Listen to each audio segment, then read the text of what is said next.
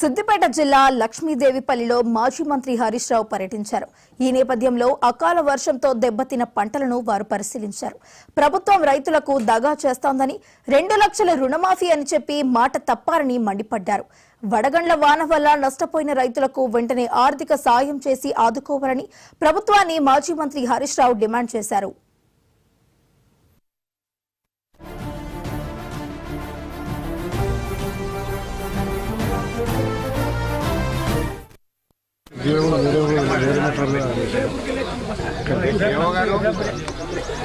Agriculture department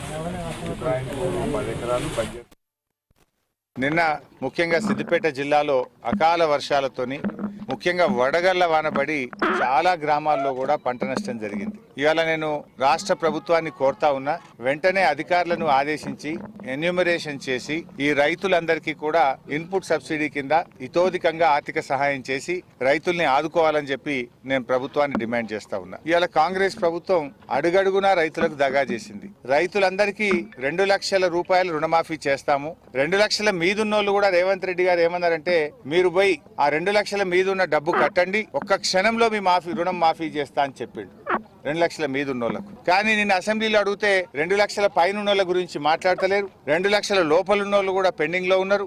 ఏ ఊర్లో పోయినా కూడా సగం మందికి కూడా ఇప్పటికి రుణమాఫీ కాలేదు. సగానికి పైగా రుణమాఫీ కాకుండా రైతులు మిగిలిపోయింది. పైసలు ఇయ్యరు, పైగా ఇచ్చినమని అబద్ధాలు ఆడతారు. రుణమాఫీ చెయ్యరు, రుణమాఫీ అయిపోయిందని అబద్ధాలు ఆడతారు. పంటలు ఎండగొట్టేదే కాంగ్రెస్ పార్టీ. ఇక రేవంత్ రెడ్డి కొత్త కథ చెప్తుండే, ఎండలు బాగా కొడుతున్నాయి అందుకే పంటలు ఎండిపోతున్నాయి అంటుండు. రేవంత్ రెడ్డి వచ్చినాకనే ఎండలు కొడుతున్నాయా? ఇదివరకు ఎండలు కొట్టలేదా?